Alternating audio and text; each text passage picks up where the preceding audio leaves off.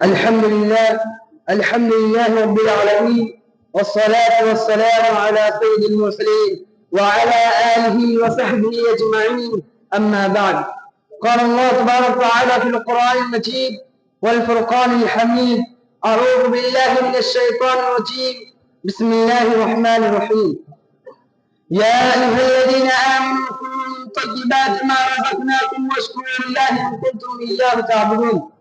معزز مکرم صدر محترم حکم صاحبان اور مشفق اساتذہ کرام، آج کے اس پررونق مجلس میں جس موضوع کے تحت لفظ شائع کرنا چاہتا ہوں، میرا موضوع ہے کسب حلال کی اہمیت۔ حلال کمائی اسلام میں بڑی اہمیت و فضیلت ہے۔ اللہ تعالیٰ نے قرآن کریم کی متعدد آیتوں میں کسب حلال کی سخت تاکید کی ہے۔ اللہ تعالیٰ نے تمام انسانیت کو حلال کھانے کا حکم دیتے ہوئے فرماتا ہے: یا ایھا الناس کلوا مما فی الارض حلالا طیبا، اے لوگوں تم زمین سے صرف وہی چیزیں کھاؤ جو حلال اور پاکیزہ ہو۔ اللہ تعالیٰ دوسرے جگہ اہل ایمان کو کسب حلال کا حکم دیتے ہوئے فرماتا ہے: یا ایھا الذین آمنوا کلوا من طیبات ما رزقناکم واشکروا للہ ان کنتم ایاہ تعبدون۔ اے مومنو، تم وہ پاکیزہ چیزیں کھاؤ جو ہم نے تم کو رزق دیا۔ اللہ رب العالمین کہتا ہے: اے مومنو، تم وہ پاکیزہ چیزیں کھاؤ جو ہم نے تم کو رزق دیا اور اللہ کا شکر ادا کرو اگر تم حقیقت میں اس کی بندگی کرنے والے ہو۔ اللہ تعالیٰ نے انبیاء رسول کو بھی حلال کھانے اور کمانے کا پابند بنایا ہے۔ اللہ جیسا کہ اللہ تعالیٰ فرماتا ہے: یا ایھا الرسول کلوا من الطیبات واعملوا صالحا، اے رسولو تم لوگ پاکیزہ اور حلال کھاؤ اور نیک عمل کرو۔ ان تینوں آیتوں میں اللہ رب العالمین نے حلال کھانے اور کمانے کا پابند حکم دیا ہے۔ یہی حکم تمام انسانیت کو دیا گیا ہے۔ اہل ایمان اور رسولوں کی جماعت کو بھی یہی حکم دیا گیا ہے۔ چنانچہ اللہ کے رسول اللہ صلی اللہ علیہ وسلم نے فرمایا: حضرت داؤد علیہ السلام بھی اپنے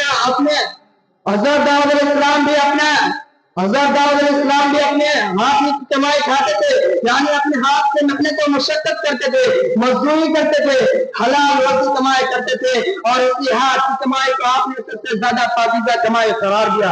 جیسا کہ اللہ کے نبی صلی اللہ علیہ وسلم نے فرمایا: ان اطیب ما اکلتم من کسبکم، سب سے زیادہ پاکیزہ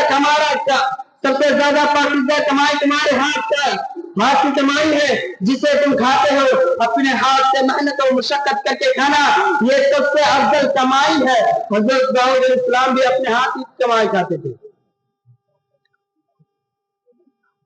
اللہ کے رسول اللہ صلی اللہ علیہ وسلم نبوت سے ملنے سے پہلے اہل مکہ کی بکریوں کو چند قیام پر چلایا کرتے تھے اور بکریاں چلا کر حلال روزی کمایا کرتے تھے۔ اسی طرح نبوت ملنے سے پہلے اور صلی اللہ علیہ وسلم نے حضرت خدیجہ رضی اللہ عنہا کے مال کو فروخت کرتے تھے، تجارت کرتے تھے، حلال کا مال حلال کھاتے تھے، اور آپ صلی اللہ علیہ وسلم حرام کو اتنا احتیاط کرتے تھے، اتنا بچتے تھے جس کی کوئی انتہا نہیں ہو سکتی۔ اور ایک مرتبہ آپ راستے سے گزرے، راستے میں ایک کھجور بری پڑی ہوئی تھی۔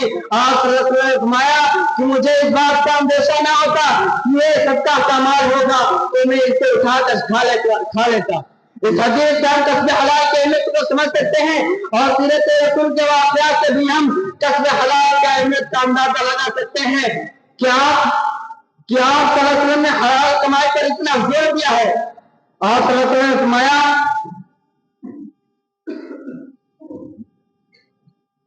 صحیح مسلم شریف میں ایک طویل حدیث ہے جس میں آپ صلی اللہ علیہ وسلم نے فرمایا کہ ایک آدمی دور دراز کا سفر کرتا ہے، اس کے بعد پراگندہ بکھرے ہوئے ہوتے ہیں، وہ دعا کرتا ہے: اے اللہ اللہ، جب کہ اس کا کھانا حرام، اس کا پینا حرام، اس کا لباس حرام، اس کی پرورش و پرداخت حرام بات سے ہوئی ہے، تو اس کی دعا کیسے قبول ہوتی ہے؟ آخر میں اللہ رب العالمین کی دعا ہے کہ ہمیں حلال کھانے اور کمانے کا پابند بنائے۔ آمین۔ وآخر دعوانا الحمدللہ رب العالمین، والسلام علیکم ورحمۃ اللہ وبرکاتہ۔